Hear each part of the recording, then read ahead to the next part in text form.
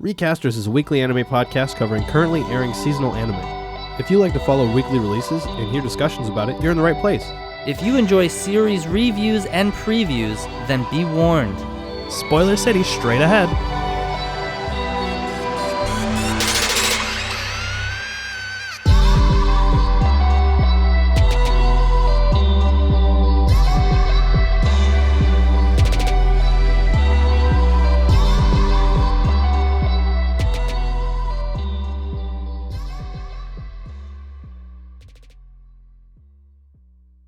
Hello, and welcome back to Recasters, the only anime podcast where we try to create the ultimate fighting monster, and he just wants to make friends.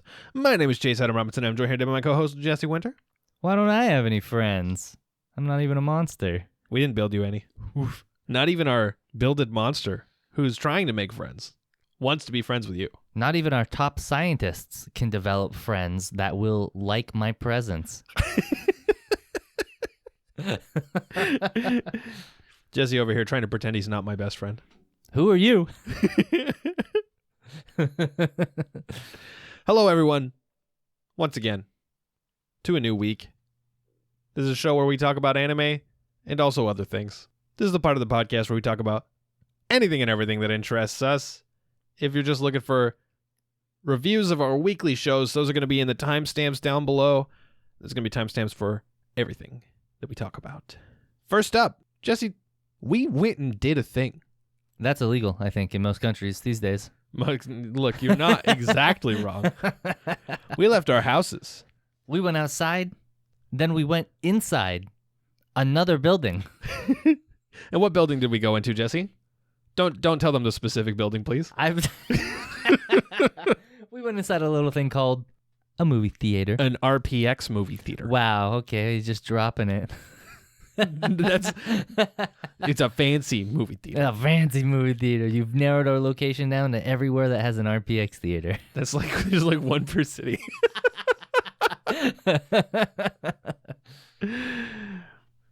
And we saw a movie. And that movie is My Hero Academia. What's it called? World's Hero Mission? Heroes World Mission. Is that correct? Yeah, it's Heroes World Mission. My Hero Academia Heroes World Mission. You know, now that I actually hear somebody say that title, oh boy. This is a bad title. That's a bad title. I didn't think about it. Can we retcon that title? I always just want to call it Heroes Mission, but when you read the whole thing, it's like, whose idea was that? It's like a straight translation from Japanese or something. It's like the movie's title is all just it's all just kanji. It's just translated it straight. Or even worse, it's all just katakana. Oh, it was that in katakana? Oh, no. I don't know if that's true. Oh, no. I hope not. Heroes World Mission. Yeah, that sounds like something they do. Oh, man. What'd you think of the movie? Well, I have to say, I was disappointed. Were you? Yeah, I'm sorry. I got to speak the truth. I can't lie about it. I thought it was all right. I'm glad we're in the same boat. I don't think I'm disappointed because I don't think I had like that high of expectations. Oh, dude. After seeing the first two My Hero movies, like, I was excited. My hopes were up. Like, I didn't know anything about this movie, so maybe that's my bad. But, like, the second My Hero movie, wow. That might have been one of the best anime movies I've ever watched. If you ever hear Jesse say, that might have been, followed by saying something positive about something, it's probably not true. It's fucking rude. But, no, I mean, yeah, the second My Hero movie, fucking incredible. Yeah. The first one, pretty good. It was a fun time. Yeah. I'd say that's probably true about this one as well. I had a pretty good time watching it. I don't think it was like anything like you do not have to watch this movie except for because Rudy is the best character ever created in My Hero Academia. But oh no, I can't believe you have that opinion. Jesus Christ, we're gonna have to go there. See, but here's the thing, he's hella gay. What? That's pretty presumptuous. You watch that movie and you're like, oh, He wants Deku bad. Okay. It's getting out of hand. And that's where I ended the movie at. I was like, that was a very cute gay film. Did you stop watching the movie after Deku caught him with a briefcase? No. There was also a cute road trip. Oh, yeah. Dude, in the context of a My Hero movie, I didn't want it. But, like, if it had just been a cute road trip movie, that would have been cool. Yeah. If that was just the whole movie. I gotta tell you, I'm thinking back on this film now. Nothing happened. Yes. Yes. Yes. Look, they Wait, by the way, spoilers for the My Hero Academia Oh, yeah. Heroes whatever the fuck this movie's called. If us saying that we're gonna talk about this movie didn't indicate there are gonna be spoilers, here you go. Yeah, we're gonna start spoiling it. Toss you some bread. Yeah, normally a lot of anime movies, they follow a simple but effective plot flow, right? You have major character introductions, then you have major antagonist introductions, and then, well, maybe that doesn't happen right away, but then you have major plot setup, and then you have a conflict, and then you have the sorrow or desperation portion, and then you have the final climactic battle or scenario, and then you have a resolution. And this movie decided to subvert that by having character introductions, and then character introductions, and then character introductions, and then antagonist introductions.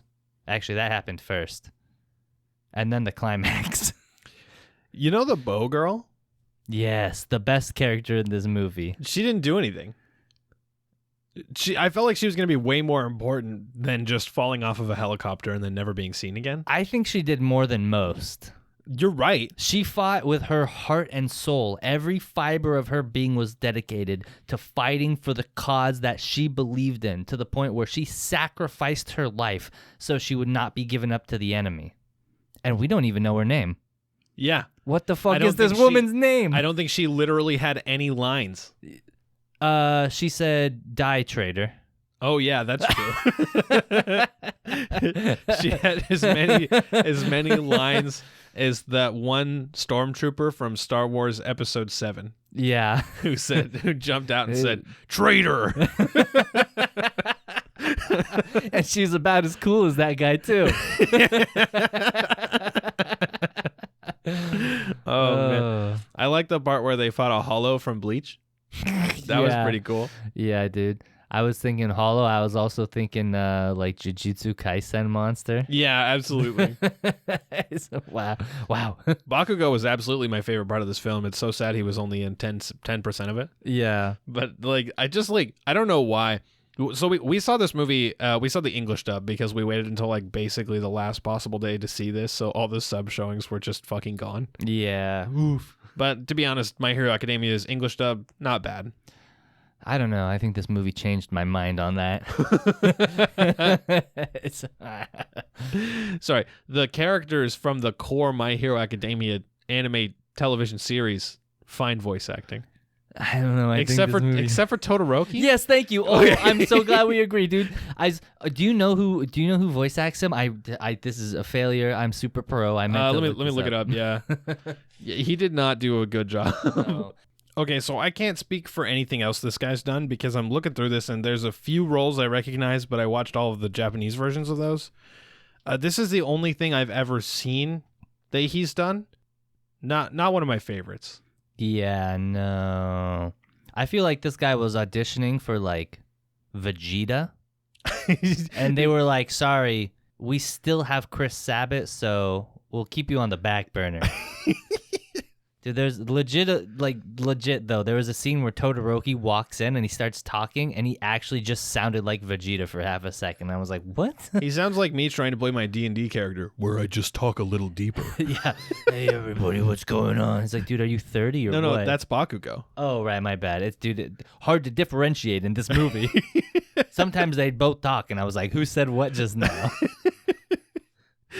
Dude, but okay, yeah, back to what I was saying though is I love Bakugo so much because like I just feel like every situation he's always just mad no matter what's going on, right? Yeah. So he's doing this like super fancy computer stuff, like pinpointing a location, and then Deku's just like, wow, Kachan, you're doing such a good job. And he's like, shut up, you fucking nerd.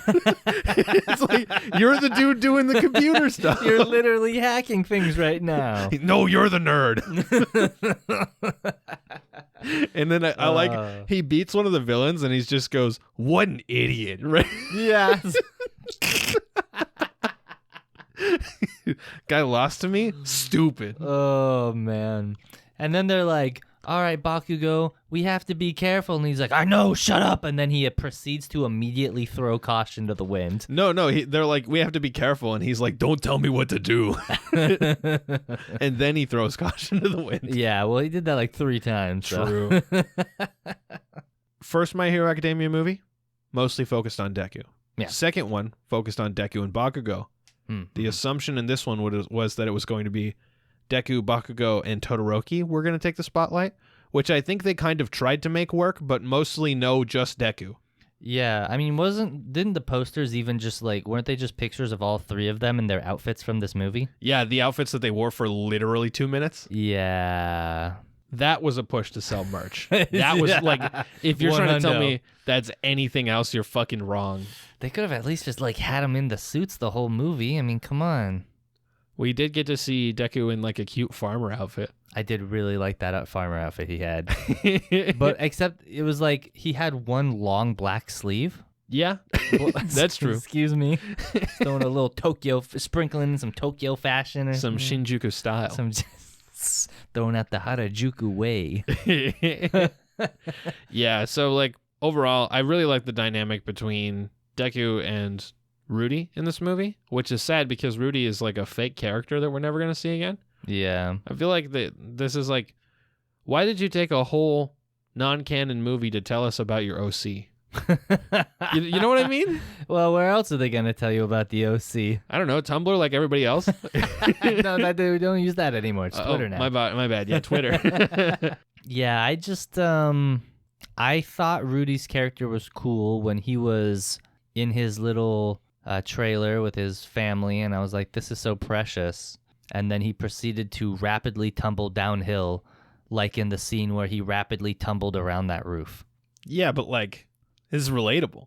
I'm going to take a pass on that one. I really like the whole story. You can't tell me this wasn't touching, where he's like raising his little siblings, right? And he's like, our dad fucking left us, what an asshole. And then he finds out that his dad was the one that saved them all along. When was he raising his siblings? He said, hey, you guys know what to do, hide in this trailer, right? And then he disappeared for a week. Okay, but it was in his defense, he thought it was going to be a short work day. Man, like, I know that like he was just kind of thrown into things, but like after the dust had started to settle, the heroes were like, all right, we have a plan to defeat the villain. And he's like, I'm still tagging along for some reason. Yeah, like there's the point when like Deku gets the briefcase from him, and I'm like, why are they even still together at this point? Yeah, like the first thing out of Deku's mouth is, I don't think they know who you are yet. Yeah, at that point, he should have handed you the briefcase and left. You fucking go home, dude. Yeah, like what? Bro. But he's got a cute little bird. Yeah, he does have a cute little spirit bird. Yeah. I wish I had a cute little spirit bird that told people when I was lying. Me too. Just kidding. I don't lie or anything. That's not what I'm insinuating. So when he was like, okay, I'll tell you my quirk, but don't laugh because it's stupid. Then they told us about his quirk, and I was like, wow, that is stupid. Your quirk sucks. Yeah, really. And Deku's like, your quirk is amazing. It saved us all. It's like, Deku, I don't think you know what that phrase means. At what point did he save you? Like the quirk specifically. Like Rudy did quite a bit at the end there. Rudy did a lot of work. What the fuck did the bird do? The bird pushed the key in the hole. You're right. That was pretty cool, but after fading out of existence. No, while fading out of existence. And then being completely solid when Deku finds them. The action was really good. Yeah, the action was killer. Especially the final fight with Mirror Man. Oh, dude. Oh man, I almost forgot to say this. The best thing about that fight is that this guy's like, I've never been touched in my life because of my quirk. And then Deku like kicks him so hard that it breaks through his quirk and he gets kicked in the face. So the first physical contact this man has ever felt in his entire life is getting kicked in the goddamn face. Oof. All right. That's a rough existence, man. I gotta wonder though, like, how did he like do anything? Because if everything just bounces off of his barrier, how does he touch anything? I also just don't like his character. Yeah. And also they showed us an organization where they were like, this is a dangerous organization because these quirkless people are trying to defeat quirked people. And then they proceed to show us 30 quirked people fighting for these quirkless people. I'm like, yeah. Even the leader doesn't have, like, even the leader has a quirk. And I'm like, this is just wrong. Yeah. This is just quirked people. Fighting quirked people. I think it would have been cool if they showed it. Like, imagine if quirkless people showed up in like mech suits to fight them or something. Yeah, right? That'd like be sick. They built bioengineered suits that were capable of standing up to quirks or something. Yeah, that would have been super dope. I mean, we got tons of sci-fi movies, like hero movies. You know, like look at Iron Man. It basically would have been like a bunch of Iron Men versus a bunch of people with quirks, right? That'd be awesome. That would be super dope. Yeah, this is like I'm gonna give this one an L. I think. Yeah, not a great movie. No, I also have this problem with the organization too. In the beginning of the movie, they set off these bombs, right? Yeah, and the heroes are like, "Oh, who are these people? We got to go stop these terrorists." And then like 5 minutes later in the movie, the news is like, this Humorize that we've known about and is known to be an extremely violent organization has set off an attack. And then Humorize is like, we're going to destroy everybody with quirks. And then they're like, yeah, we know about them. They have locations all over the world. We didn't see this attack coming. It's like, what? Huh? What do you mean? Their only goal is to wipe out 80% of the world's population, and they have bases in 52 countries. And they're like, who are they? Why did they attack people? What?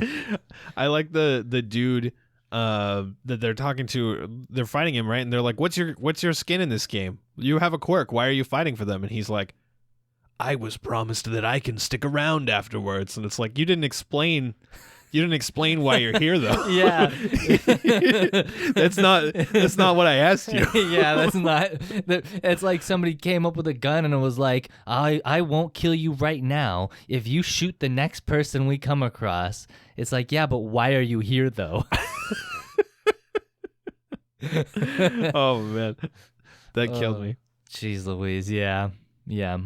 And I like their, like, they start off and they're like, we're a group of quirkless humans out to fight the quirked people, and then everybody proceeds to have a quirk, and the only explanation they give is the leader going, you know what you have to do, and the arrow lady's like, use my quirk to stop quirk people. It's like, what? Oh man, you know how I know this wasn't as good as the second movie? How? Because I stopped thinking about it the second we walked out of the theater. Yeah.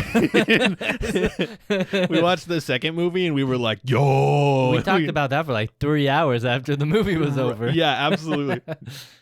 And then same thing with when we saw Mugen Train, right? We saw Mugen Train, we walked out and we were like, that was sick, let's talk about it. Yeah. And then we proceeded to like talk for weeks about how sick that going to see that movie was. And then we saw this one and we were like, well, I saw that.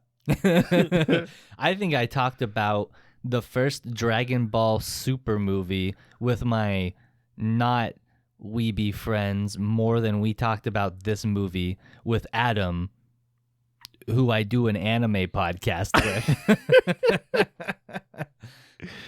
Oh man. Okay, so that's our review on My Hero Academia Heroes World Hero Mission Time. Adventure Time Mission. Next. Last week I talked about a series I've been watching for a while now, for a couple weeks, with a buddy of mine. And I watched more of that series, and that is Neon Genesis Evangelion.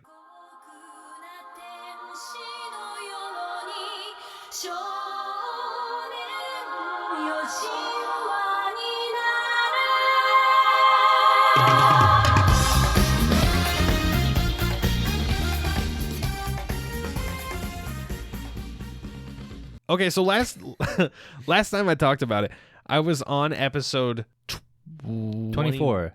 21, I think. Maybe it was 21. Yeah, definitely not 24. I can tell you that much. Okay, fair enough. I think I was on episode 21. I have since had 3 more watching sessions with that friend because I cannot stop watching this. I am obligated to watch it with him because I told him I would. Very nice. And I just like watching stuff better with people anyway, but this series, I've been waking up thinking about it. You know? Wow. So our total sessions, the first session we watched the first 7 episodes. The second session we watched episode 8 through 20. Then we watched episode 21 through the end of the series and then also the end of Evangelion movie. You look confused. It's just a lot of movies. Okay, so then the next session after that we watched the first 2 Rebuild movies. And then the next session after that we just watched the 3rd Rebuild movie. So there's 1 more Rebuild movie. And then I'll have watched all of it. It's a lot of movies. Okay, let me explain this to you, right? Minor, I guess it's debatable whether this is a minor spoiler or not. Okay. Some spoilers for Evangelion. If you want to stay spoiler free for this series, I would skip to the next section. Also, please go watch this series. It's like, I mean, it's not going to be for everybody because it's like a little slow in some places and it's a little mindfucky in some places. So that's not everyone's jam. But if that sounds good to you, go watch this. It's actually incredible. The last 2 episodes of the original series are in Shinji's head while he's having a nervous breakdown. Okay. And then the end of Evangelion movie, which came out 1 year after the series finished, is what's going on during those 2 episodes in real life. Wow. And the movie is actually broken up into 2 places, so it'll tell you when that episode is starting and ending. That's wild. Yeah, it's fucking cool. I really liked how they did it. That's awesome. That's super cool. Apparently people who, like when they were watching it when it came out, they fucking hated it because it's not like there was like Twitter and stuff back then, right? This was like 1996. Yeah, fair enough. So people were like, "Oh man, I can't wait to go watch the last episode of my favorite show, Neon Genesis Evangelion." And then episode 26 happened, and it ends with Shinji in his head coming to the conclusion that he needs to love himself, and all of his like friends and family around him clapping. Oh, And then in like a pitch black room. And that's the end of the series. jeez Louise. So imagine being there when that came out and being like, what the fuck? Wow, there's so many unanswered questions. Oh my god. Oh no. The thing that I think is cool is that like when you watch the movie, and again, the movie came out a year after. When Yeah. you watch the movie, there are events that flash in Shinji's head, like stuff that's going on that you can directly link to what's going on in real life. Yo, that's crazy. Yeah, it was, oh man, it gave me chills, dude. I thought that was rad. That sounds super dope. The Evangelion series, very good. By the way, first, when we left off last week, I said I didn't like Asuka. Yeah. By the end of the original series, I respected her as a character. She's maybe one of the most well-written characters ever. Nice. That's not hyperbole. I actually believe that. Wow. I still didn't like her. As a person. Yeah. Right. Like, as a character, very well written. I understand all of her character motivations. It was, chef's kiss, fucking beautiful. In the Rebuild movies, she's actually a tsundere Nice. instead of just being mean to everyone. So that's why people say that. Maybe. Yeah. So I think the first Rebuild movie came out in 2006, if I remember correctly. Okay, fair enough. Yeah, I would say that's about the time people started waifuing her as a tsundere. Oh, so. wait. No, 2007. So it was 2007, 2009, 2012, and then 2021 for the movies, for the Rebuild movies. Okay, that makes sense. So for people who don't know what the Rebuild movies are, it's basically an alternate timeline. It shows like a different scenario playing out than the original series. Interesting. So it's well, maybe not the plot again different, but like I don't know. I guess it's just an alternate way things could have happened. Is that what you're? Yeah. So there's a different. Okay, so I'll start with this. The first movie is almost exactly like the first 8 or 9 episodes. Wow. Or 7 episodes. Yeah, 7. Asuka's not in the first movie, so it doesn't make it to that far. Okay. Mostly it's just like a brand new technology. Let's show off how pretty we can make Ava, right? Fair enough. And it was great. But they added in a couple of scenes that make you think things aren't quite going how you think they're going to go. Just a couple of small things, but mostly it's exactly the same. Okay. And then the second movie is very, very different. Oh, okay. Actually, like, if you're paying attention, then it's like a kind of a hard thing to miss. But Asuka's not even the same Asuka. Oh. So in the original series, her name is Asuka Langley Soryu. Mm-hmm. And in this series, her name is Asuka Langley Shikinami.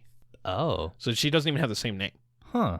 And again, very different characters. They're like very similar characters, but, you know. Different enough. Different enough, yeah. And so I thought that was really interesting. And the second movie, yeah, takes it in a very, very different direction. Things play out very differently. So I'll say it starts off very different. Mm-hmm. And then some of the events start to match up a little bit. And then it gets very different. Oh. And from that, like, basically the second movie forward, it's a whole different series. Like, Okay. It's the same series, but, like, you know, a whole different story. So, which timeline does Shinji have to get in the robot? Shinji always has to get in the robot. Get in the robot, Shinji!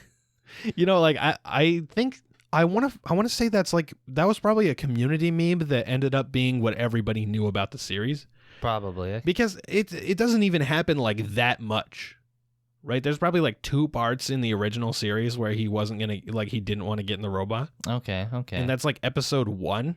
Dude, it probably was like a small, like, personal meme that just, I don't know, like people picked it up and were like, now I know things about Eva. Yeah, that's kind of what I'm expecting happened.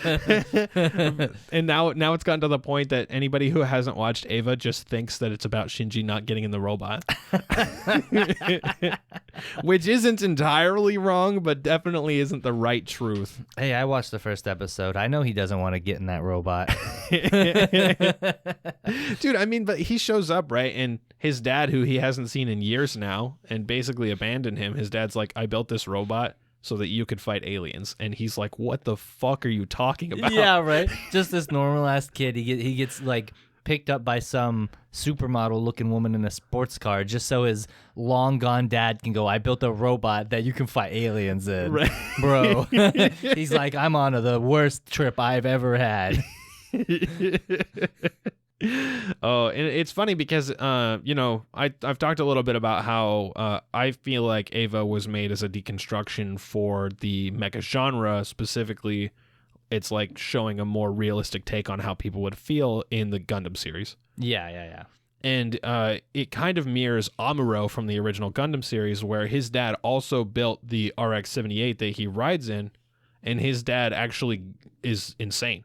Oh, okay. Well, fair enough. Like there's a point when he finally meets his dad, and his dad's like, I've created this device, plug it into your Gundam, it'll work even better. And it's like half of a toaster like glued to some cardboard or something. And Amuro's like, yeah, sure. Thanks, Dad. And he just walks away and cries. Oh no. That's so sad. It is, yeah. He's like, Dad, I haven't seen you in ages. What have you been up to? And he's like, shut up, Amuro. There's no time. We have to save the world. Oh, Jesus. Oof. Man, 90s protagonist problems. I think it's 70s?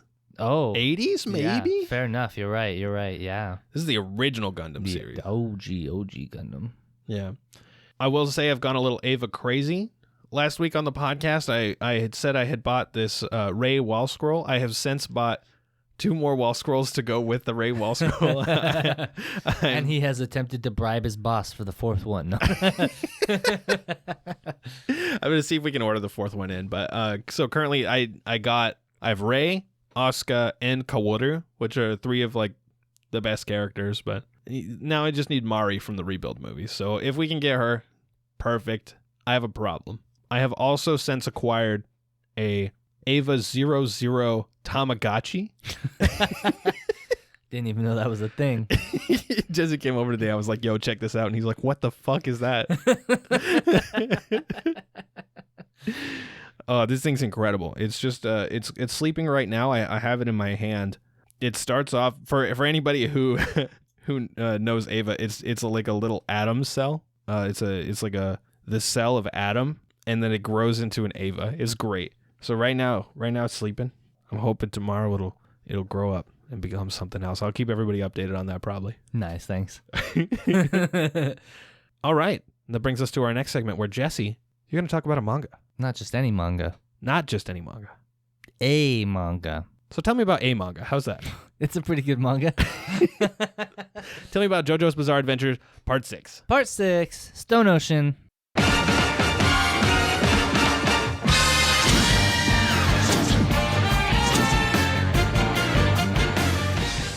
Stone free. That's the stand. I have that right.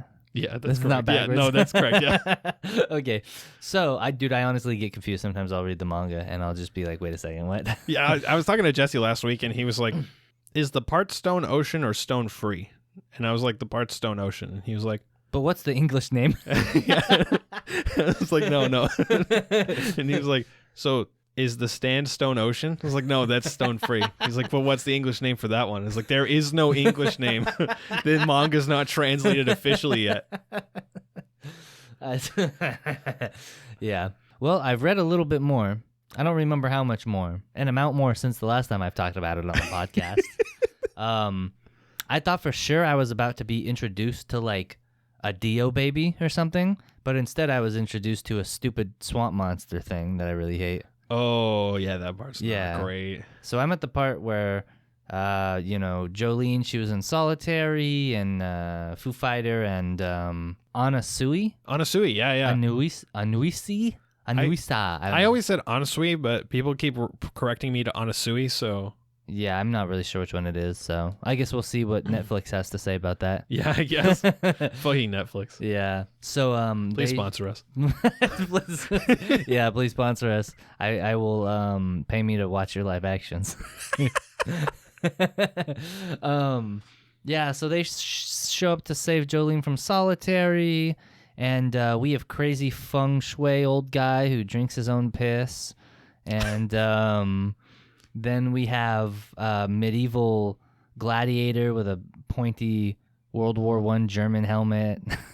These outfits, they're spiraling in abyss. Remember in part 1 where they just wore like 1700s English clothing and they had like suits and like leather vests? Now, when you say part 1, Yeah. doesn't it start at part 3? Oh, I forgot. Part 1 and Part 2 don't exist. Yeah, what are you talking about? It was just a fever dream I had. Dude, I hate it when people tell me that it gets good at part 3 because I hated part 3 and I love part 2. I'm like, fuck you. I've come to really love part 3, but like part 2 was my favorite. Definitely. I still really like, after talking about it more with you, I think I like part 3 more than I thought I did because I was just remembering all the bad parts. Yeah. But yeah, there was a long time when people were like, oh, it gets good at part 3. And I was like, you don't know what you're talking about. Yeah. I mean, yeah. I think it's because a lot of people watch the anime. Honestly, the manga, really good. I mean, like, fully fleshed out stories, part 1 and part 2. Yeah, I believe it. But, so, they fight Feng Shui Man, and then they fight the plants with Dio's bone. Yeah, this part is just spiraling out of control. Like, there was a storyline. I mean, an overarching, like, Jojo storyline starting in part 1. Where's it gone? It's gone. It said Gonzo, bye. There's a Dio bone, and there's, like, everyone has stands. Nobody doesn't have stands anymore. Normal people don't exist in this universe anymore. We just don't see them because they're not important. I guess. But, like, they go into the prison, and they're like, this is a prison full of criminals. And then, like, everybody has a stand. There's literally a guy who gives people stands. He's, like, walking around handing stands out. You get a stand. You get a stand. Everybody gets stands. Have you seen the Survivor stand yet? Yeah, Survivor stand. That was in the Solitary right before Feng Shui guy shows up. And, like, everybody just goes ballistic combat mode, and they're like, I can see your insides. I see your weak points. I think that, I can't remember, I want to say that Araki said that Survivor is the weakest stand in the series.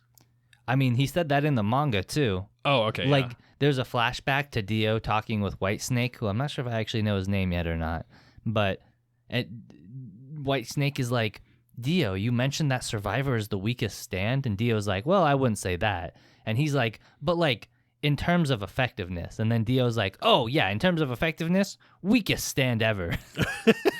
like, okay. My bad. I must have been remembering that, and I was like, Araki. I mean, I wouldn't be surprised if Araki said it too. I mean, technically, Araki said it. He made Dio say it. Did you know that Araki is Dio? That makes sense. Have you seen pictures of Araki? Yeah, actually, I have. He has not aged since he started this manga. Yeah, dude, the pictures I saw, I was like wondering when they were taken because they looked like new pictures, like they were good quality pictures, but he looked like he was like 20. Yeah. What the heck? This man still looks that young. He looks exactly the same. Apparently his diet is like beer and fried calamari. That's my diet also. Why don't I look that young? Why? Yeah. So, I feel like this can't go anywhere else. You know what I mean? Like, I don't know what's gonna happen after part 6. I can't even fathom how part 6 is gonna wrap up. Like, I literally just feel like I'm enjoying the ride, but it literally just feels like the JoJo universe is spiraling out of control and it's about to crash into itself any moment. I would love to hear your take on the rest of part 6. I'm really excited to talk about it. Also, please finish it before Chip comes back to the podcast because we are not going to be able to talk part 6 spoilers when he's here. No. Okay. And with that, please enjoy the episode. First up, we have Platinum End, episode 7. You know this episode was going to be intense because they started off by showing us what happened at the end of the last episode, which is something that they never do. Yeah. They're just like, hey, remember this? We about to show you something else. Oh my God. So what I'm getting is every time a show recaps the last 5 minutes of the previous episode, we're about to get something really good. Yeah, that's why every episode of Tokyo Revengers was the best show ever. Oh, man.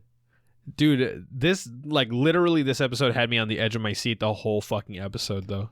Really, though, it was tense. Oh, man. What a good feeling.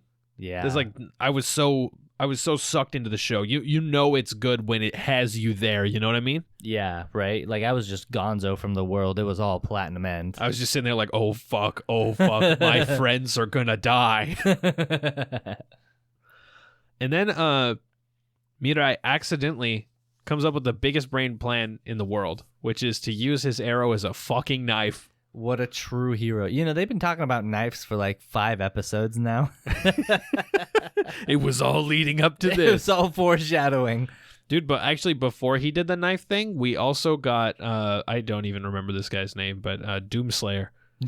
It's his name, Doomslayer. He also had the biggest brain play of all time where he was like, I'm going to trick him into thinking I have the white arrow.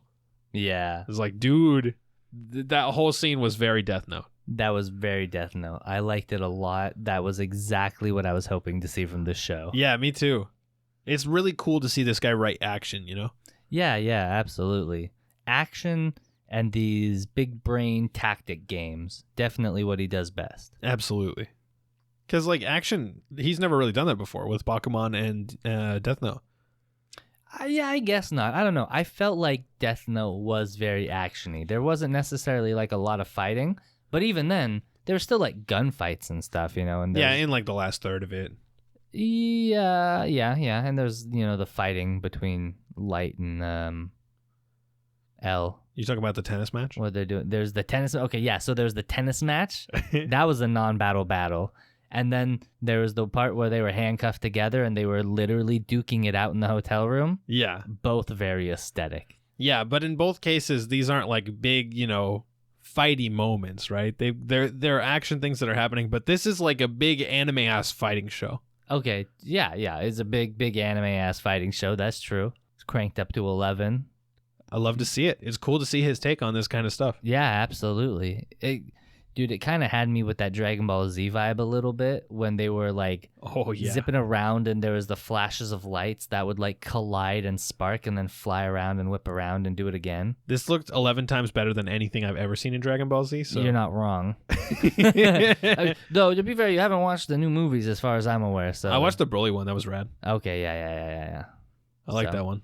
It was like the Broly fight. We learn a very valuable thing in this episode, and that's that you can block arrows with arrows. I gotta be honest, I don't know how nobody knew that. This big brain angel never thought of it. Yeah. The smartest angel in heaven never considered that you could block an arrow with an arrow. She's like, oops, they can't, nothing can interact with these things ever. Guess it's just invincible. It kind of shocks me for this big brain angel to say that nothing in the real world can interact with these things, because other people's bodies do. Like, the arrow interacts with you quite a lot. Just saying, just throwing that out there. It does turn life off. It hits the switch. It flips the switch. It's switch flippers. They finally saw this dude's face. Yeah. I At think least half of it. Yeah, that's going to be really important later, I'm sure. Oh, 100%. Absolutely. I mean, this is basically Light learning L's name. You know what I mean? Yeah. Like, you might as well just deactivate bad guy status now. Except Mirai has to get there first. I have a feeling Yeah. he's about to go through some real big character growth, Well, I hope so. Because I gotta be honest, I'm not the biggest fan of his character right now. Dude, this episode was so good. I really loved seeing him just fucking break. Right? 100%. This is exactly what you said too. You kept saying, this is where Mirai is gonna break. And that's absolutely what he did. And he did it. He cranked it up to 11. That was some serious breaking. See, and I expected him to break before, or like right after his friend died. But instead he did it before, which I think makes more sense for his characters, is that like he acted to save him, right? Yeah. He's a fucking superhero. Man, he really is. He's got the outfit and everything. He's flying around at the speed of light. He's got knife hands. Dude, I love when Metropoliman shows up. Or Metropoliman. He's not a Digimon. When Metropoliman shows up and he's like, okay, that's a cool outfit. I'ma take it. Yeah, dude. Oh, dude, it's little tidbits of character like that I love. I hate Metropoliman because he's fucking stupid, but I love Metropoliman as a character. They also pointed out something really interesting in this episode, that just because you kill all the other candidates doesn't mean you win, right? Like, yeah, that was and they just dropped that too. Like, they didn't even like focus on it. They just like mentioned it and then moved on. yeah. Everyone was just kind of like, oh, yeah, we knew that. They're like, duh. It's like, whoa, that's kind of important. Yeah, dude. wait a minute. Nobody said that before. Yeah, Metropoliman was like, I know, this is the interview. And it's like, what are you talking about? Can you enlighten us, please? The ending of this episode kind of really tripped me up. I don't remember it. Can you remind me? Yeah, so, and I just mean like the last minute of it, too. Basically, we have Mirai standing around with like a black hoodie on over his head. Oh, yeah. And he's like half hiding behind a wall, and he's just standing there totally motionless, smiling like, oh, dude, I forget her name, but he's staring at his childhood friend crush. I don't think he was smiling. Well, I don't know. His lips were like, his mouth was like up. It was kind of like a little bit of a happy look on his face. I remember him frowning. I didn't think he was frowning. Okay. Well, apparently there was a pretty emotionless expression. We can't differentiate between I guess happy so. and sad. Anyways, so he's standing there with this weird look on his face, just like staring at her as she's having a conversation off in the distance, and her unnamed friend is like, yo, you're not like dating that guy, right? And she's like, well, and then her friend's like, because that would be totally weird, because he's totally a weirdo, and it'd be weird if you were like hanging out with him or something. And she's like, yeah, I wouldn't do that. And it was like, I don't know, I know this show has been dark, but this show has been like edgy Death Note death battle, and this was like some really heavy like horror negative view on life, slice of life kind of stuff. Yeah, absolutely. I agree 100%. That's exactly what I was thinking, is I feel like they're trying to tackle the real world issue of like societal pressures on your relationships, right? Yeah. Specifically in Japan, where image is everything, right? Yeah, definitely.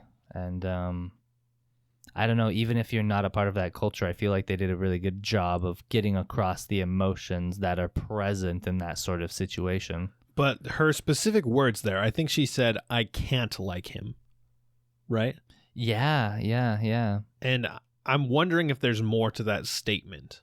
I'm wondering if there's a reason she feels that way, or if she was just pulling that out because her friend was bothering her.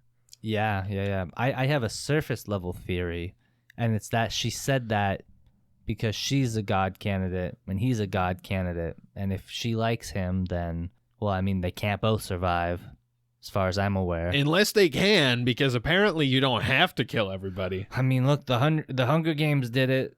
I'm sure Platinum Men can do it. Dude, if they just do the same thing as Hunger Games, I'm going to be so sad. It gets down to those two, and they're like, I love you too. Let's eat some poisonous berries. And then God comes down, and he's like, whoa. Come on. Hold up a minute. Why is God Crash Bandicoot? Whoa. Please, Crash Bandicoot is God. Come on. Where have you been? Also, if this does happen, if they're going to give us a Hunger Games ending, then I'm going to become so sad that I'm going to become a god candidate. Is this a recaster's intro? Yeah. If that's the ending, I'm going to have to drop this show's score down to 3. It doesn't matter what else happens in it. It will be a 3. They're like, look, Romeo and Juliet. Oh, yeah. I guess it depends on if they do it good. I'll be impressed if they do it good. Then I'll give it a 9. Whoa. He's like, if they do this at all, cannot be a 10. Impossible. Basically, because I don't want that to be the ending. I'm tired of that ending. Stop giving me that ending. I've seen plenty of endings I didn't want that turned out good.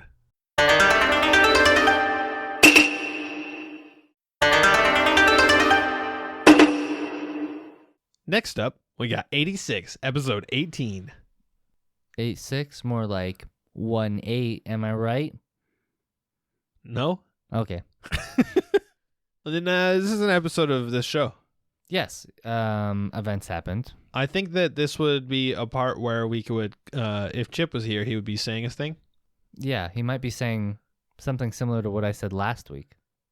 This is setup episode part 2. This show makes me shoot myself in the foot. Very frustrating. It's crazy because like 3/4 of the show is the best show I've ever watched in my life, and then 1/4 of it is like, well, I see why they did it, but like I also didn't really enjoy it. Yeah, it's like, yeah, I guess you didn't really have any other options, but maybe think about that before you get there first. So this episode was basically split into a few key segments, right? Yeah. We got lots of bigwigs talking to each other about some bullshit that I don't care about. Yeah. We got Sheen and Fredrica talking to each other. Which you don't care about. Hey, your words, not mine. We got the stealth bomber section. No, that was it, I think, yeah. Yeah, all 3 parts. The three major points of this anime. So, Fredrica and Sheen. I love Fredrica. I know. I know you do. She threw a big tantrum this episode. She sure did. I thought it was a very beautiful show of character. Yeah, I can agree with that. Also, I'm frustrated because I think it's invalidating one of my theories. What was your theory again? My theory was that Fredrica was actually a much older actual like queen or princess of the kingdom before it fell to the Legion, and they used their like brain technology to transplant her consciousness into a new body, but they had to use this child for whatever reason. This episode has shown me that she's actually just a child. I think that my theory was closer to correct. And that's that she's That's So Raven. Stop.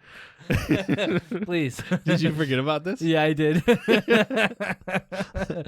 I'm still holding out hope. Yeah, we'll see. I think, since this was setup episode part 2, next episode we'll see her unleash her psychic powers. The entirety of That's So Raven takes place between season 1 and season 2 of 86. Please. There were some things that she said. True. Okay, I guess that's all I was gonna say there. No, but she's like, please don't go. I don't want any more people to die. And Sheen's over here like, if I don't go, a lot of people are gonna die. Oh, can anime characters please stop having this mindset? Please. Please. It's like, I mean, like Sheen has to go.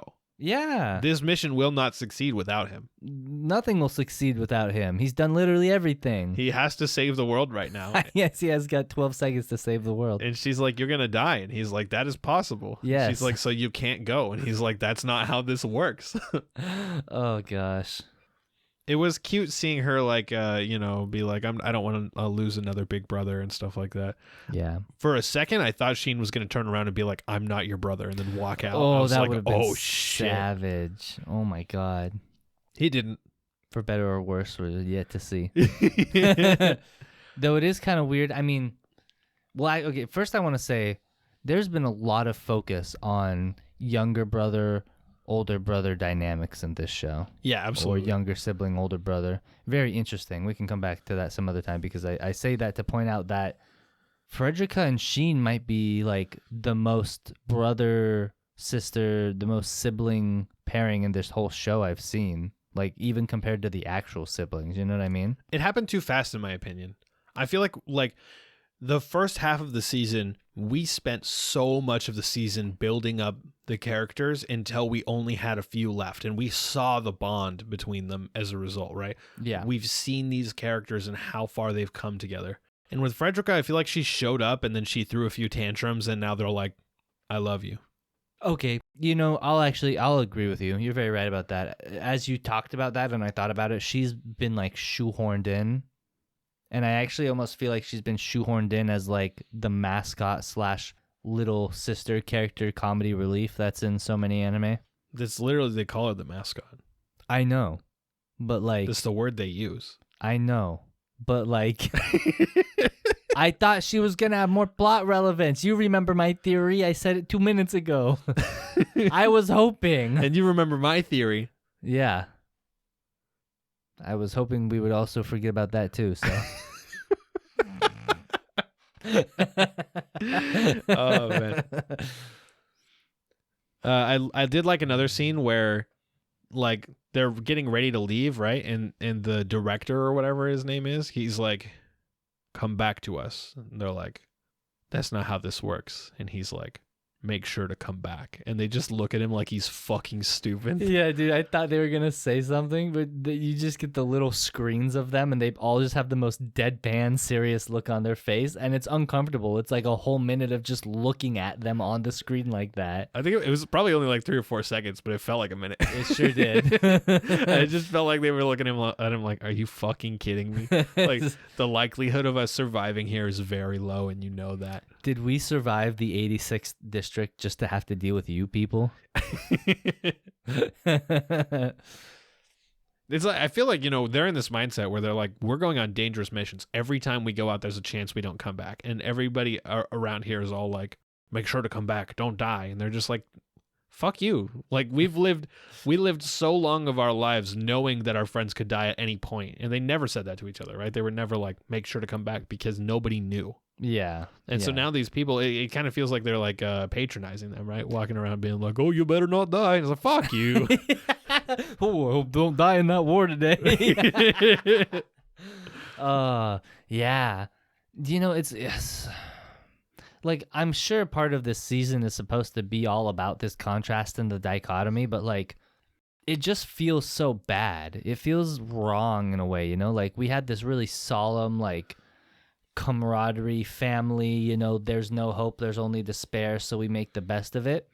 And then they survive that to end up in this like this happy pretty city where everybody's like, we're family, come back alive, don't die out there, I know it's war, but come back in one piece. And it's like, bro, please. But I think the juxtaposition between seeing this society and how the 86 are interacting with them is exactly why this half of the season has still been good. It's just a different kind of good. There's like different themes and different stories going on. That's true, and I do agree. And maybe I'm empathizing with the 86 too much, but sometimes these people talk and it just makes me cringe. You know what I mean? I think it's supposed to be like that. Okay, fair enough. They're doing a good job. Yeah, absolutely. If that's the case, then like they're nailing it on the head. Because every time one of these people is like, they're just teenagers, they shouldn't be fighting, I'm just like, oh, bro, come on. They're like way more mature than you ever will be. Stop with this. Oh man, I'm looking forward to seeing where we go from here, because like this arc is almost over, and I really do think it's going to lean more into the Fredrica plotline afterwards, and I'm interested to see where that takes. I feel like she's been shoehorned in for the most part, the drip of her story has been good. That's the thing that they've been dripping to us a little bit. So Okay, I feel that, yeah. It's just like they did in season 1 with Sheen's older brother. They just slowly drip fed us until the final climactic resolution. yeah, so I'd love to see that. But I have no idea at this point. I mean, I could just be hoping for things that aren't happening. Yeah, I mean, it's always possible, but That's the problem with reviewing a show on an episode by episode basis, right? Is that like there's things that could be leading into stuff that we can't even think about right now. yeah, absolutely. Like, we can just be completely sideswiped. We can just be knocked out of our chair at any moment. Let's see it. I'm kind of expecting not all of our 5 to make it out of here. Yeah, I don't think so. I think they've put too much emphasis on the fact that, like, Come back alive. yeah, come back alive. They're going into the heart of the Legion. Not even like the heart of their territory. They're literally going into the heart of the Legion. Their mission is to take out the heart of the Legion. Do you think they're going to succeed? I don't really know. I mean, like, maybe I missed something, but I'm not quite sure how the Morpho works. I feel like what I've gotten is the Morpho is just like the factory that produces the Legion. So if they destroy it, the Legion can't make any more Legion, but then they're still going to have to fight all the Legion. So Yeah, unless it's like a hive mind thing where you shut that down and they all go down. yeah, but because I know the light novel, there's quite a lot of light novel volumes. So I don't know how far we've cleared so far. I know I don't either. The first season, or the first half of the first season only cleared 1.5 books, I think, out of like 9 or 10 so far. Yeah. But with how fast this has been moving, it's entirely possible that we cleared a few of them. Actually, I do remember something. Now, I could be wrong about the numbers, so maybe I'll come back next week and I'll let everybody know. But now we know because we're past the spoiler. I got a spoiler last season, kind of, when I was looking up stuff about the volumes. And I believe it was volume 10. It was the ages of the characters I was looking up, and because we wanted to confirm what age they were. And it said they were 16, but then on Sheen's, it said 17 after he leaves the district. And I was like, what does that mean? Well, they've been in the New Republic for a year. Yeah, so I imagine that this is where the 17 kicks in. You know? Yeah, and so that means that we would be at like book 10 or something, if I'm understanding what the info was trying to tell me. I don't know. I'll see if I can look into it. Yeah, we'll look into it and we'll get back to you guys. But yeah, I'm curious how much longer this goes on, you know? Yeah.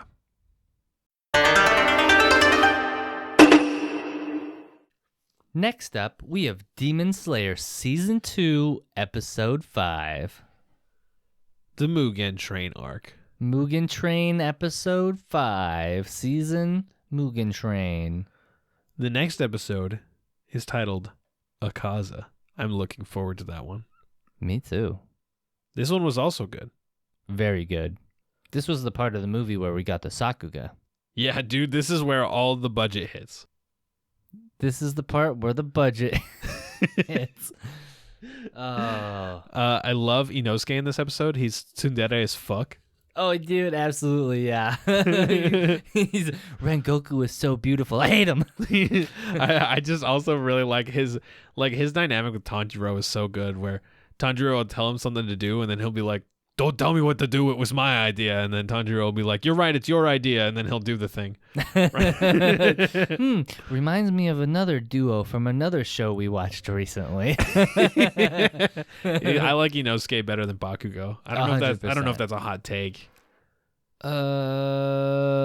My Hero fans might think it's a hot take. Are there My Hero fans that aren't Demon Slayer fans? Probably. That seems unlikely. Okay, let me tell you something. This might blow your mind. My Hero fans are 1 degree away from Dragon Ball Z fans who don't watch anything else. Oh, no. Yeah, I know tons of people who only watched Dragon Ball Z. That was the only, not the only thing they watched, but the only anime they watched. And then they got into My Hero and still wouldn't watch any other anime. I have a friend who's really, really into Naruto, and he barely watches any other anime other than Naruto, and I got him to watch My Hero, and he loves My Hero, and now I keep forgetting he doesn't really watch much other anime, so I'll be like, yo, dude, have you checked out Black Clover? I know you like shonen. And he was like, yeah, maybe I'll get around to it. He's like, but have you seen the newest episode of Boruto? And I'm like, no. What would you talk about? That show's still going? No. But, yeah, dude, it's kind of like, those are like, it's like 3 generations of entry-level shonen for the normal person. You know what I mean? It's the Dragon Ball Z into Naruto into My Hero Academia. Yeah. It's just the next one in line. All right, so anyways, Demon Slayer. Yeah, Demon Slayer. So I love Inosuke, his dynamic with Tanjiro. It's way better than Bakugo's dynamic with Deku. It's way better than Vegeta's dynamic with Goku. No. They feel like a way better personality match. Like they just... I don't know. I just love the way they do it. Something about the way the characters are done in Demon Slayer. They go beyond feeling real. I feel like I don't know. It's just some next level character development. It's really crazy. Yeah. Especially we get the part where like, and originally when we saw this movie, I thought after Tanjiro was like, Inosuke, chop your neck in your dream. That's how you wake up. And he was like, okay, got it. I thought that there was going to be a scene where Inosuke was going to think he was sleeping still and try to chop his neck and Tanjiro was going to stop him. And it is the exact opposite. Tanjiro is so into what's going on, so focused that he still thinks he's dreaming when he's awake and he almost kills himself. And then Inosuke is like, Tanjiro, no! This is not the time for that. In the famous words of Professor Oak, there's a time and place for everything, but not here. Oh, yeah, dude, I love that. It's such a subversion. It's such a minor subversion that really shows off, their relationship, right? Yeah, I feel like it really builds their character, like, interaction or dynamic. That's the word. Absolutely, absolutely. And, subtly, too, because a little bit later, Tanjiro realizes, he's like, yo, this guy can't put Inosuke to sleep because he's got the boar head on, and he can't target his eyes because he doesn't know where Inosuke's looking. And Tanjiro just found out about that. But Inosuke already told us that by the fact that he stopped Tanjiro from killing himself with the sword because he had never been put to sleep. Tanjiro was like, yo, if you get put to sleep, cut your head off. But he never put him to sleep during that scene. Yeah, at least we didn't see it. I feel like if it had happened, they would have shown us. Yeah, maybe. You know what I mean? Like, because literally after he wakes up the first time from, the original curse being put on, we never see Inosuke fall asleep again. And they make a really big deal of it with Tanjiro. I wonder if because, the eyes popping out are the thing that does it. And like we see that scene where Inosuke is like falling down the hill or like down the chasm and he's just like stabbing into the eyes, right? Mm-hmm. Maybe the boar head's preventing it. Yeah. That's what I'm thinking. Good shit. Wow, what a crazy... so good. The writing, peak. Writing is 10 out of 10 in this show. Oh, yeah, in this movie especially, yeah. Especially in this movie, yeah. I mean, season 2. Season 2, episode 5. I legit forgot for a second. Dude, okay, can I talk about the neck bone really quick? Yeah. Fucking gross. Yeah, fucking gross. Jesus Christ. He shows the neck bone, and like, I know we've seen all these like gooey, tenderly fleshy stuff, and then we see the neck bone, and I'm just like, ugh, I don't like that. Yeah, like, I feel like the gooey, gross stuff is kind of passable because it's obviously CG, so you're like... Yeah, it's kind of gross, but like CG, whatever. And then you see the neck bone, and you're just like, ah! It just looks too good. Help! Jesus Christ! Why would you do this to me?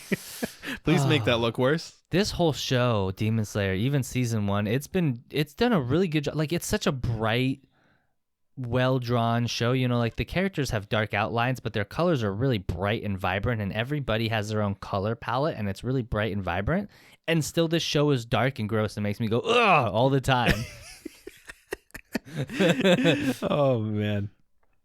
We also got some really cool action scenes on the train. The Nezuko and Zenitsu fighting scene, like they're like co-op battle, right? Oh yeah, That's just like some of the coolest shit. I love that. Absolutely fantastic. The lightning from Zenitsu looks awesome. I love watching Nezuko just like kick the flesh. Yeah, dude. There's one point when she kicks one of those pieces and you get like a little blood splatter, and it looks kind of like, it looks really, really good, but it's also like way too dangerously close to like the YouTube fake blood splatter. You know what I mean? Oh, totally. I was thinking like the original Mortal Kombat blood. Yeah. It's like where they like, it's actual like droplets. It's not like blood splatter. It's like they just drew water droplets and then they made them red. Yeah. It still looked pretty good in the context, but I was just like, oh. Yeah. It almost, it kind of gave the tendrils more of this ethereal effect, right? It's like she chopped it and the blood just kind of went like, and it was like, it made the tendril just seem like gross and goopy. You're like, oh, I don't like that. Yeah, please. And then the episode ends. It's over. They chop the bone, Yeah. and then that's all. They're like chippity chop, and then it's just black screen. I like, yeah, we just see like the train tumbling. Like, and like every episode up to this point, it's felt like when they made the movie, they had the cut in mind where they were like, yep, this is where an episode ends. This is where an episode ends. This was not one of those moments. The train's tumbling and then the episode's just over. I was like, what the fuck? Yeah. And I gotta wonder that, like, my brain, because I know the brain, it likes to finish things, right? Like if you hear somebody say like 90% of a word, the brain thinks you heard all of the word. So I wonder if like people who haven't seen the movie, they watch the episode and then in their brain it's just like, oh yeah, the train slid and came to a stop and then the episode was over, right? But like I know in my brain from watching the movie, the train continues to slide. This is not where the train stops. Spoiler alert, the train keeps going. Why? What is this cut? Why did you do this? They're like, sorry, we ran out of time. We only have a 30-minute time slot and we need to make room for ads. This was all we could do. Oh, and what really disappoints me is we had that after episode scene. It was not a Taisho secret. We did not get a Taisho secret. We've got some like DDLC meme level amalgamation happening. Just buff Nezuko. And you cut off the train scene for that? What have you done? I think that like it feels to me like they tried to the buff Nezuko thing is literally them trying to spawn a meme in the community. Sure. Like, yeah. They're like corporate meme pushing. Yeah, I think that's exactly what it was. Oh, I sure hope not. God. If we see this start to sprout up, which I doubt. I doubt this will work because nobody is watching this right now. That's true. If anybody posts buff Nezuko memes online, I'm going to come to your house and delete your internet. I will probably laugh react the meme and move on. I find it mildly amusing. Yeah, it's mildly amusing. But it also just looks like buff Natsuki. Yeah, it sure does. It's 100%.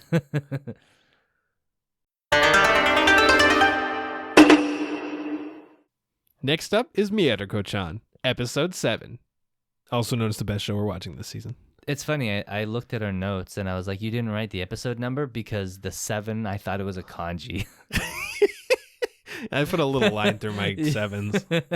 I don't know why I do that. To be honest, like I thought that was how 7s were done and I just wrote them wrong when I was a kid and then like I stopped seeing people do that. I think it's like an old school thing. Maybe it's a cursive thing. Yeah, I have no idea. I don't know. Something like that. Why am I just remember like when I was in high school, I was like, I used to just do 7s regular and I saw somebody put a line through them and I was like, I kind of like that. I'm going to do that now. And then I just started doing it.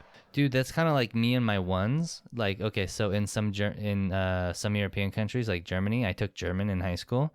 When they do their 1s, you know how it has the like little tick on the top and then you have the body of the 1? Yeah. Well, in like Germany, the little tick, instead, it's more like they draw a little triangle. They do like a quick up swoop and then a straight down line. And I was like, whoa, I like how those 1s look. And then I started doing it. And then like I actually that's how I do it now, subconsciously. And if you put a little line through it, it becomes a 7. Yeah. And if you put a longer line through it, it becomes a capital A. Fuck. All right, well, here's 2 minutes that you can cut out. Yeah, anyway, so Mieruko-Chan. Okay, I really like this episode because it's the reintroduction of Yulia, right? Yeah. The reformal introduction where we've only really, like, we've seen her throughout the show, but we've only really seen her in 2 episodes now. Yeah. And she's so cute. I love her. She's adorable. She's my favorite character in the show, hands down, easy. I think actually Miko might be my favorite character. That's fair. That makes sense. Which, like, I always feel weird when I choose the main character as my favorite character. Like, it feels like it's taboo, like you're not supposed to do that. I think that just means they're doing the show right. I think doing so it too. well. Yeah. So it's probably true. The main character is fleshed out and relatable. Whoa! If we're talking relatable, I think Hana's the most relatable character to me because she's like kind of carefree and just likes to eat food. Oh, I was gonna say this because you're a thick redhead. I am not a thick redhead. I am neither of those things. Yeah, no, that's totally fair though. I see that. That makes sense. But it's tough because I feel like all 3 of these characters are incredibly well done. Yeah, I love them all. It's like trying to choose your favorite Chainsaw Man character between Denji, Aki, and Power. They're just all so good. Yeah. And also, it's Aki. It's yeah. Well, okay, I don't know about that one. I might have agreed with you if Power didn't back. Okay, you can't say that in the middle of this. What the hell? Come on, man. We're gonna cut that. We gotta cut that now. You can bleep it out. Hey, we used to bleep stuff. Remember when we censored spoilers? Yeah, you could do that. This is your segment. So. Oh yeah, okay, I'll do that. You know, I was looking at Yulia's hoodie half of this episode, and I was like, this is such an eyesore. Why is this here? Please go away. I hate this hoodie. It's like blinding me. I hate it. It's terrible. And then I glanced at her hair clips and I was like, her jacket is a mushroom. Yeah, she just really likes mushrooms. She just really likes mushrooms. They all have a thing they really like where Hana really likes the bunny guy and Miko really likes this like eyeball guy. Yeah. and now Yulia, she really likes mushrooms. Yeah. I feel like there's got to be a character. Like, we're going to see, like, a character mushroom mascot at some point that she's going to get attached to, right? Oh, boy, I hope not. Why? I don't know. She's unique enough as is. It's funny because mushrooms have negative, like, well, I guess maybe not necessarily negative, but, like, specific connotations in both Japan and here, where in Japan, mushrooms are a euphemism for a phallic object. That's a good cover. and in the US, most of the time mushrooms are like kind of like a stoner icon, right? Yeah. It's kind of weird that they can be those things, but also at the same time they're just not at all. You know what I mean? It's like just mushrooms, right? Yeah, it's like it's just mushrooms. It's like you have a mushroom dish. There you go. Look, mushroom and spaghetti or something, right? I had mushroom chicken today for lunch with rice. It was delicious. Nobody sat around going like, "What a weirdo! He's eating phallic-shaped objects."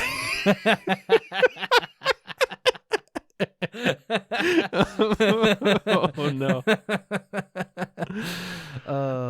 Yeah, but you know, I noticed this thing, and it's that each like 2 of the 3 characters have something in common that the third character doesn't do, right? And so I guess maybe that's why I hope she doesn't get a little creature thing, so it keeps up with that theme, and I can keep being right about that or something. Because so they're each into a thing, right? But 2 of the characters are into a character thing, and the third one is just into like a natural world item. And then 2 of the characters see ghosts, but one of them just repels ghosts. And then 2 of the characters wear clothing with the thing they're into on it, and one of the character just wears normal clothing. Yeah, I guess Hana does just wear normal clothes, huh? Yeah. So I don't know. I just feel like there's a lot of that going on. But I feel like the 2 characters that can see ghosts are also the 2 characters who wear clothing of the thing they like. Yeah. So where's the connection between Hana and Yulia? Let's see. They both wear hairpins? Yeah, they both wear hairpins, and Miko doesn't wear hairpins. Yeah. They're also both very energetic, and Miko is not energetic. True, but but she has reasons. That's true, but Yulia also sees the ghosts. Now, she doesn't see the super powerful ones like Miko does, but she still sees some pretty freaky ghosts. Dude, honestly, her not being able to see the super powerful ghosts is such a good idea. Like the mangaka, big brain, right? Yeah. It makes for these great moments where, like, I feel like in most things, if you can see ghosts a little, mostly you're gonna see the most powerful ones, right? Yeah. And here it's the exact opposite, and it just creates these great situations. Dude, I love that was like basically the focus of half this episode, and I loved it so much. The whole exorcism scene with Miko and Yulia. Oh, dude, I love how proud of herself she was when she thought she exorcised the ghost. It makes me feel so bad. She like just the cutest, like most happy little like look at me, I did it, you know? And it's just like no, please don't torture me like this. I just really want to read the rest of the manga. I've been holding off. I'm only reading into the end of each of the episodes we watch. Okay. But I really can't wait to just read the rest of this. There's only like 30 chapters out right now. Wow, is that even enough for a season of this anime? It's enough for 12 episodes. Fair enough. Yeah, so I don't even know where they're like, I don't know long term what the story is, you know? Yeah. I gotta wonder. I mean, you know, is there gonna be a story? I kind of just feel like this is another one of those slice of life that's gonna do its thing, and then its finale will be just some cute little barely wrapping up the plot sort of thing that leaves it open. I might have thought that too, until the god said 3 times. Yo, that is really ominous. And we see these gods show up this time, right? And they fuck up this guy. Actually, no, they don't even fuck him up. They just like make him not care and walk away.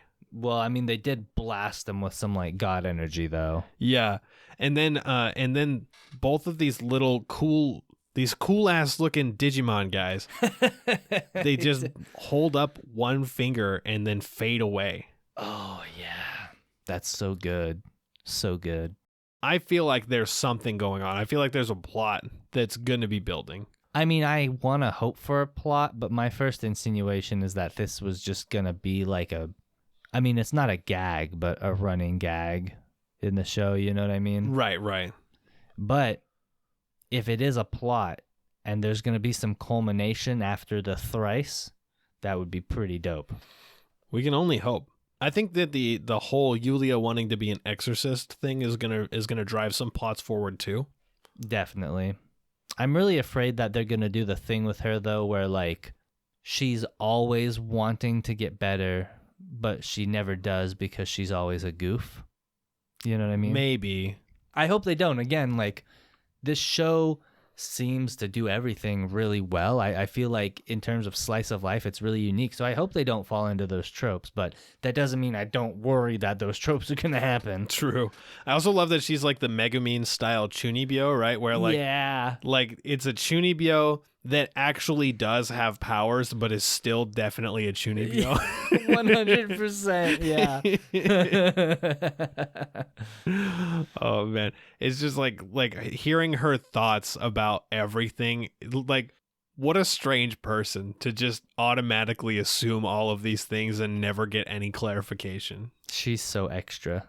I love it. It's so good. But I also really like that in this episode, because the first time we see her, she's basically like, holy shit, Miko is terrifying and I'm gonna die. Yeah. And then starting in this episode, like, you know, first off, she was kind of like, I'm gonna trick her into admitting her powers. Yeah, I'm gonna have the upper hand this time. But by the end of the episode, she's just like, oh my god, I have friends. It's just like, oh, it's so adorable. What a precious ending. I like this show a lot. This show's fantastic. Give the show a watch if you haven't. You don't need to leave. Just we don't gotta say that. I always week. say Just, that. That's my catchphrase. It's your catchphrase. Watch the show if you haven't. That's Chip's catchphrase. That's just Chip. Wow. No, Chip. Chip's catchphrase is, "This is a setup episode." What's my catchphrase? My My catchphrase is hello, and welcome back to Recasters.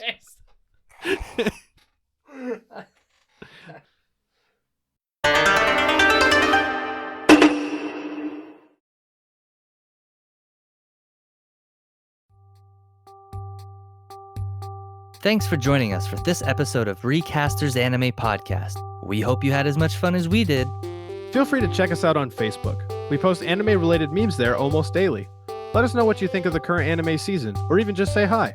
You can look forward to weekly releases every Tuesday morning on platforms like Spotify, iTunes, Google Play, and Stitcher. Tune in next week for more anime discussion. Ja! Mata raishu!